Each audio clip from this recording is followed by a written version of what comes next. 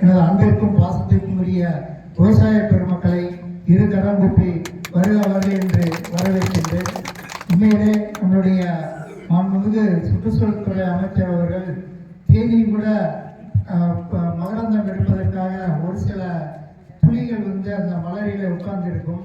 அந்த நிலை கூட இல்லாமல் இந்த மாவட்டத்தை பசுமை மாவட்டமாகவும் உண்மையிலே இந்த மாவட்டத்தை வளர்ச்சி பாதையில் கொண்டு செல்ல வேண்டும் என்ற உன்னதமான நோக்கில் அவர் அல்லும் பகலும் அயராக உழைத்துக் கொண்டிருக்கின்றார்கள்.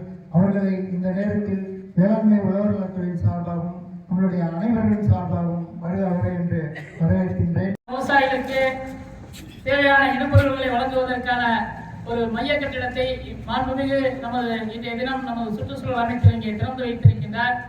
நமது மாண்புமிகு அமைச்சர் அவர்கள் ஊராட்சியிலே இந்த வேளாண்மை விற்பனையாளர் கட்டிடத்தை திறந்து வைப்பதை மற்ற மகிழ்ச்சி அடைகிறேன். விழாவில் கலந்து கொண்டிருக்கின்ற நமது வேளாண்மை துறையினுடைய இணை இயக்குநர் அவர்களுக்கும் மற்றும் இந்த விழாவில் கலந்து கொண்டிருக்கின்ற ஒன்றிய பெருந்தலைவர் பள்ளியை கேபிகேடி தங்கமணி அவர்களுக்கும் விழாவில் பங்கெடுத்திருக்கின்ற ஊராட்சி சார்ந்த அருமை பெரியவர்கள், விழாவில் கலந்து கொண்டிருக்கின்ற அருமை சகோதர சகோதரிகள், விவசாய பெருமக்கள், உங்கள் அனைவருக்கும் எனது வணக்கத்தை அன்போடு தெரிவித்துக் கொள்கின்றேன். இதுவரைக்கும் இல்லாத அளவுக்கு விவசாயிகளுக்கான வேளாண் துறைக்கென்று வேளாண் மற்றும் உழவு நலத்துறை என்ற ஒரு துறையை உருவாக்கி அதற்காக தனி நிதி நிலையத்தை ஒரே முதலமைச்சர் தமிழ்நாடு முதலமைச்சர் தலைவர் தலைவர் கடந்த 10 வருஷம் கடந்த 4 வருஷம் ஒருத்தர் விவசாயம் சொல்லிட்டு பேசப்பட்டு இருந்தார். அதுவல்ல, இன்றைக்கு தனியாக நிதிநிலை அறிக்கை தாக்கல் செய்து ஆண்டிற்கு 36,000 கோடி ரூபாய்க்கான திட்டங்களை செயல்படுத்துகின்ற ஆட்சியினுடைய முதலமைச்சர் தமிழ்நாடு முதலமைச்சர் தலைவர் தளபதி அவர்கள்.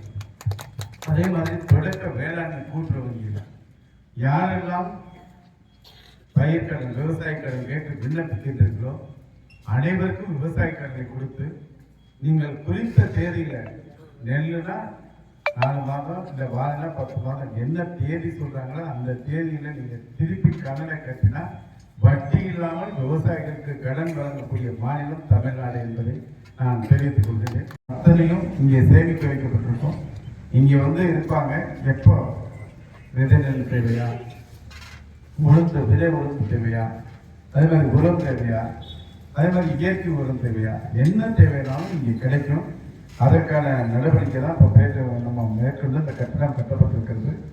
இது பார்த்தீங்கன்னா 105 சதுர மீட்டர் பரப்பளவு கிட்டத்தட்ட 40 லட்சம் மதிப்பில் கட்டப்பட்டிருக்கிறது. இதில் 110 மெட்ரிக் டன் கொள்ளளவு கொண்ட ஒரு இருப்பு வைக்கக்கூடிய கட்டணமாக கட்டப்பட்டிருக்கிறது. இதில் பயன்பெறக்கூடிய கிராம பஞ்சாயத்து பார்த்தா 7 கிராம பஞ்சாயத்துகள் இதில் பயன்படக்கூடிய அளவில். அதே மாதிரி விவசாய குடும்பங்களின் எண்ணிக்கை பார்த்தீங்கன்னா 3307 விவசாய குடும்பங்கள் பயன்பெறக்கூடிய அளவில் இது உருவாக்கப்பட்டிருக்கிறது என்பதை தெரிவித்துக் கொள்கின்றேன். இதனை விவசாய பெருமக்கள் நீங்கள் பயன்படுத்திக் கொள்ள வேண்டும். ஆனால் தங்கமணி அவர்கள் குறிப்பிட்டு சொல்வதை போல கீழாத்தூர் ஊராட்சி இன்றைக்கு ஒரு ஆவணி பகுதியில் ஒரு மிக முக்கிய வரலாற்று இடம் பிடிக்கக்கூடிய அளவில் இன்றைக்கு தமிழக முதலமைச்சர் அவர்கள் கலை அறிவியல் கல்லூரி தந்து விரைவில் அந்த கட்டுமான பணிகள் தொடங்கி இந்த ஒரு 3 மாத காலத்தில் நாம் அங்கே கலை கல்லூரியை அந்த புதிய கட்டிடத்தை திறந்திருக்கிறோம்.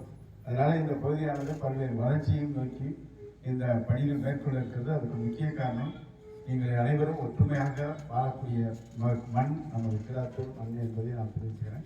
அது மட்டும் இல்லாமல் நம்ம நிற்கிறது ரோடு பக்கத்தில் ஒரு ரோடு கீழாத்தூர்லேருந்து நாடியம்மன் கோயிலேருந்து கேராசியமங்கலம் செல்கின்ற சாலை இப்போ பார்த்தீங்கன்னா 6ஆம் சாலை திட்டத்தில் நம்ம ஒன்றிய வேளாண்மை சுழற்சியோடு 1,87 லட்சம் ரூபாயில் அந்த சாலையை பயன்படுத்திருக்கிறோம்.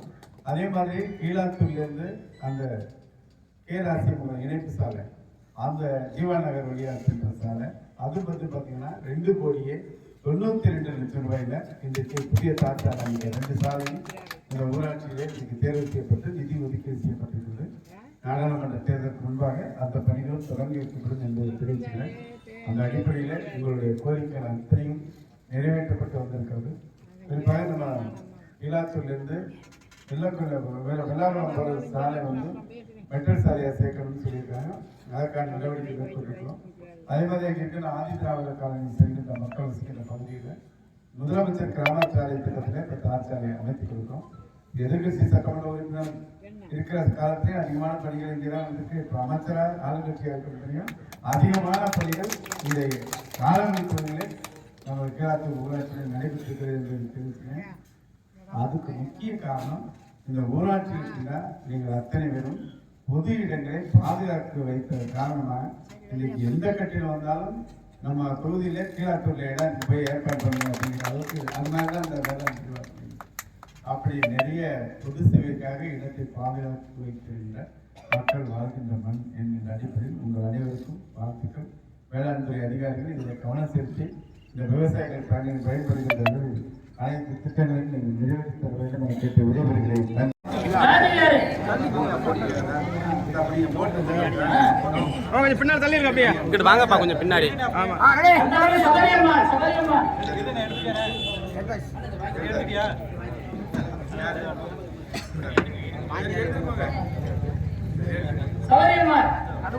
குறுக்கே உங்களுக்கு